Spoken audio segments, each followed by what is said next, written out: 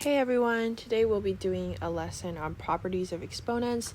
Properties of exponent questions show up quite often. Sometimes they show up kind of like this one I'm going to show you in a second in question 11, where it's just testing that. But other times they'll show up in the workings of another kind of question. So you want to get familiar with all of these rules. So here I have all the rules on the left side. I can't really tell you any other advice but to just remember them because they're important. The main thing you want to notice here is that they're all the same base. So here, let's look at the first rule. It's called product of powers. This one's called product of powers. A to the power of m times a to the power n is equal to a to the power m plus n. When the bases are the same, you can just add the powers when they're multiplied. So kind of like the opposite, the second rule here that I'm showing you is the quotient of powers, which is when instead of multiplying, when you divide, you're going to get a to the power of m minus n. So the one on top and then the one on bottoms afterwards. Then third rule here is called the power of a power. Once you don't need to know the names at all, so you don't really worry about that as long as you know these rules. It's a to the power of m 1 to the power of n, so you would get a to the power m times n. And then let me write some examples. So for example, here you might get 4 to the power of 4 to the power of 4 times 4 to the power of 1. Then you could go 4 to the power 4 plus 1 to get 4 to the power of 5. For a to the power m minus n, you could do 3 to the power of 2 over 3 to the power of 1. That gives you 9. Sorry, my bad. That gives you 3 to the power of 2 minus 1, which is just 3 to the power of 1, which is 3. And just to prove that what I'm saying is true, like all these rules are true, and you can try them out yourself. So 3 to the power of 2 is just 9, and 3 to the power of 1 is 3. So 9 divided by 3 is 3, so you get the same answer, right? So if you don't really believe or trust these rules, or you just want to check them yourself, you're more than welcome to try out different numbers, and you'll see that these rules are true. For this one, you might get instead 3 to the power of 2, and then you have to the power of 3, then you're going to go 3 to the power of 2 times 3.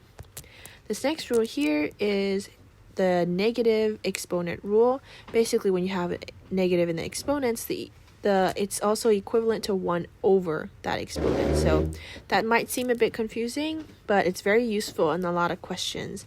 So for example, 5 to the power negative 2 is the same thing as 1 over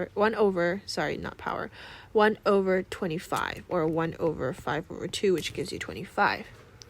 This other rule, which is also very important, especially for anything that has to do with exponential equations, and you'll see what I mean in future lesson videos.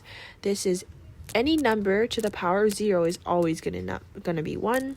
And the last rule is in some ways similar to the third rule as well. When you have these brackets and then you have the power on the outside, then you have to remember to multiply the power to each individual section, so like above in the numerator as well as the denominator.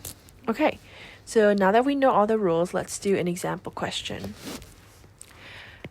For a positive real number x, where x to the power 8 equals to 2, what is the value of x to the power 24? Once again, when I'm doing an SAT question, I like to underline parts that I think are important because it can be kind of overwhelming and distracting when you have a lot of information, but up to you. So what I will notice here is, well, it's not possible, for example, for me to do x to the power 8 equals to 2, so x to the power, I don't know, trying to do like this. I don't really know how to figure this out. What I can do instead, and then I can't really figure this out and then find it in relation to x to the power 24. So what I would do instead is notice that x to the power of 8 and x to the power 24, 8 times 3 equals to 24, right? Now going back to my rules, I'm going to look at which one makes sense on how I can like convert x to the power 8 to x to the power 24.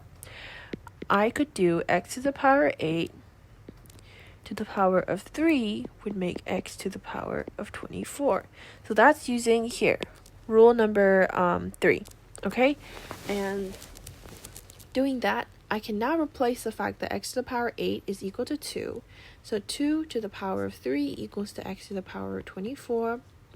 2 to the power of 3 is 2 times 2 times 2. X to the power of 24, and 2 times 2 times 2 is just 8. So that's your answer.